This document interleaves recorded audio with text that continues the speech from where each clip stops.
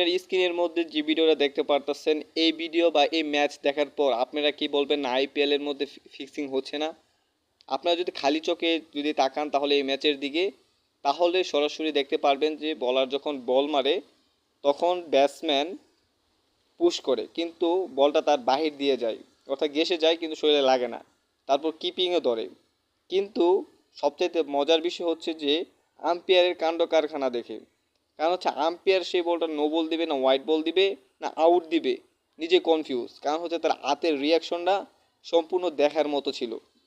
আপনি যদি সেই ম্যাচটা এক্সপ্লোর করেন বা অনুধাবন করেন তাহলে দেখতে পারবেন যে বলার বল করে, সেখানে গেসে যায়, কিপিংও বলটা ধরে সুন্দর মতো।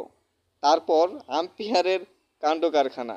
আম্পায়ার সেই পরিস্থিতির মধ্যে সম্পূর্ণ ফিক্সিং করলো, যেটা সচরাচর ধরা পড়ে গেল। কারণ হচ্ছে অন্যভাবে ধরতে চেয়েছিল ফিক্সিং এই ম্যাচটাকে বা আউট দিতে চেয়েছিল। তারপর বলার যখন আম্পায়ারের এই এমন কাণ্ড কারখানা, হাতের এমন ও ভঙ্গি দেখছিল, তখন বলার তার কাছে আবেদন করে। তারপর আম্পায়ার কোনো রকম নির্দ্বিধায় আউট দিয়ে দিলেন। তারপর বলার এবং কিপার দুজনে অন্তত অবাক হয়ে গেলেন তা এমন আম্পায়ারের কাণ্ড কারখানা দেখে।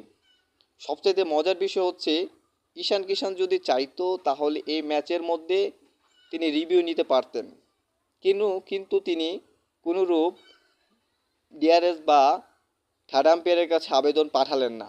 নির্দ্বিধায় মাঠ ছেড়ে চলে আসলেন ঈশান কিষান।